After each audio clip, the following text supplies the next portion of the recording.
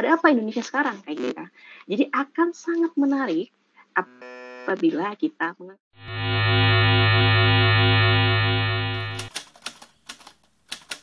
adalah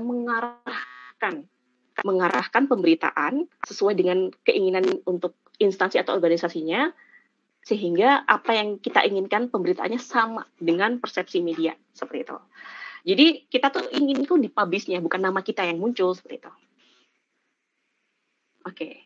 Dan yang harus ditekankan di sini adalah kita harus riset kuat dalam sebuah jika kita menulis berita ataupun opini ya.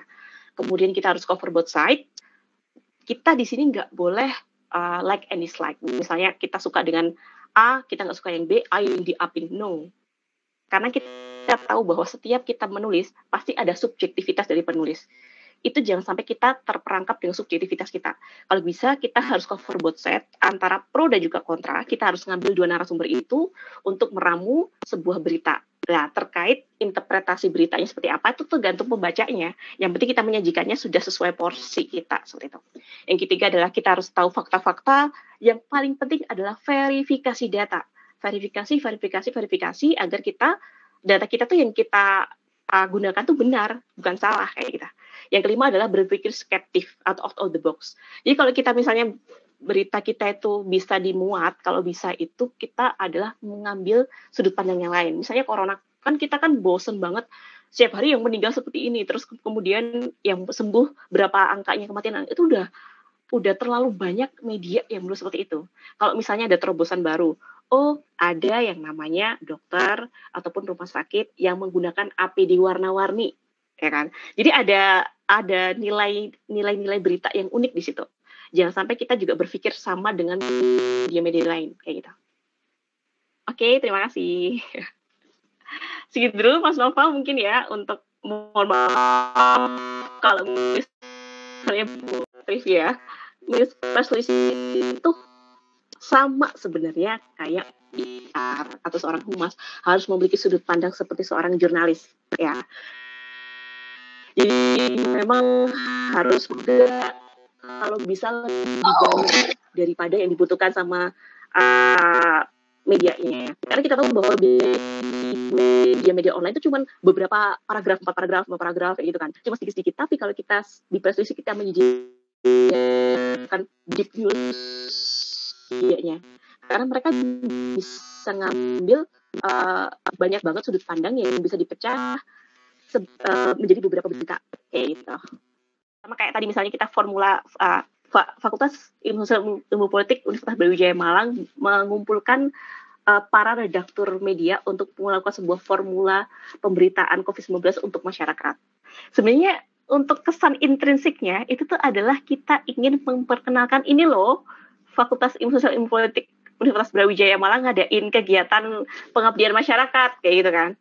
Tapi kita ngasih tahu bahwa ini adalah untuk masyarakat, karena formulasi COVID-19 pemberitaan ini adalah untuk bagaimana masyarakat bisa memahami media ataupun pemberitaan itu tentang COVID-19 lebih clear, sehingga mereka tertarik untuk membaca beritanya, kayak gitu.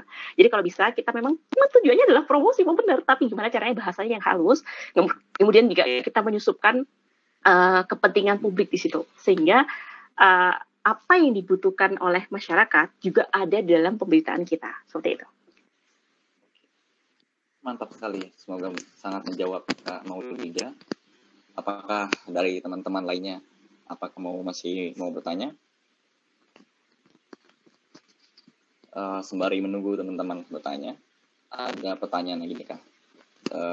Begini, misalkan terkait strategi agar opini kita itu masuk ke berita, itu lebih ke keresahan kita atau isu kontroversial. Okay. Misalkan keresahan kita misalkan tentang pendidikan Indonesia yang terlihat lamban, sedangkan isu yang sedang kontroversial, yang sedang naik-naiknya di Indonesia misalkan tentang yaitu ya apa aja lah pokoknya, itu lebih cepat, maksudnya media itu tertarik yang isu itu yang kontroversial atau keresahan kita gitu. Oke. Sangat bagus sekali ya pertanyaan Mas Noval ya. Sebenarnya kita nggak usah bingung dengan hal itu. Kita bisa masukkan seluruhnya dalam setiap elemen opininya. Karena goals kita adalah gimana kita mengkritisi pemerintah terkait lambannya pendidikan yang ada di Indonesia. Tapi diperkuat dengan data-data.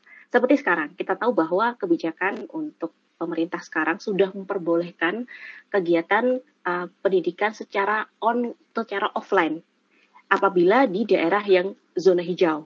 Tapi masih kemarin itu ada SMA ya, tapi masih uji coba selama 2 minggu kayak gitu. Nah, kita ngasih tahu bahwa masyarakat pemerintah berupaya untuk melakukan sebuah peningkatan pendidikan, tapi bagaimana dengan keselamatan siswa kayak gitu. Nah, karena kita tahu bahwa kalau anak SD sama SMP itu beda ya. Karena mereka kalau suruh physical distancing, social distancing itu rada sulit. Tapi kalau anak-anak SMA, mahasiswa, itu saya kira juga bisa udah berpikir logis mana yang tidak, mana yang enggak, kayak gitu kan. Jadi sisi lain, kita juga harus memasukkan current issue. Nggak harus konflik menurut saya. Meskipun kalau opini itu bahasanya harus lugas, nggak apa-apa. Tapi kalau bisa kita harus inline dengan what happened in here? Ada apa di sini gitu. Ada apa Indonesia sekarang kayak gitu. Jadi akan sangat menarik apabila kita mengangkat sebuah judul opini yang inline dengan kondisi Indonesia saat ini. Misalnya COVID ya kita naikkan COVID dari segi pendidikan seperti apa.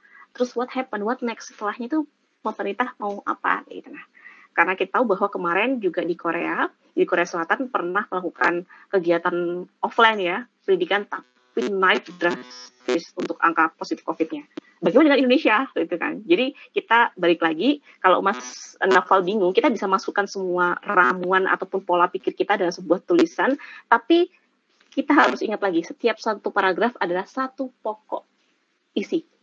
Ya, misalnya paragraf ini kita ngomongin apa, paragraf 2 kita ngomongin apa. Jangan sampai kita rancu dalam 2 hal. Kalau Mas Noval ingin memasukkan 2 aspek, kalau bisa berbeda paragraf. Dan yang paling penting kayak tadi ya, kalau tulisan opini adalah jarum pasir. Apa jarum pasir? Jam pasir. Jam pasir di mana yang paling bagus adalah di atas sendiri, sehingga masyarakat ataupun pembacanya aware, dan yang paling akhir, sehingga masyarakat ada penegasan di situ, sikapnya penulis itu seperti apa. Karena bukan media ya, kalau media kan nggak boleh menggiring opini, tapi melihatkan fakta. Kalau kita sebagai penulis bebas, kita mau menggiring opini. Ya kan? Karena kita bukan media, kita independen. Jadi kita bisa menuangkan tulisan kita, asalkan bukan omdo ya. Jadi sesuai dengan data dan juga fakta. Karena kekuatan dari data-data itulah yang bisa membenarkan atau mematahkan statement kita dalam opini. Seperti itu Mas Noval. Oke, mantap sekali. Oke, terima kasih. Segitu dulu Mas Noval mungkin ya untuk mohon maaf kalau misalnya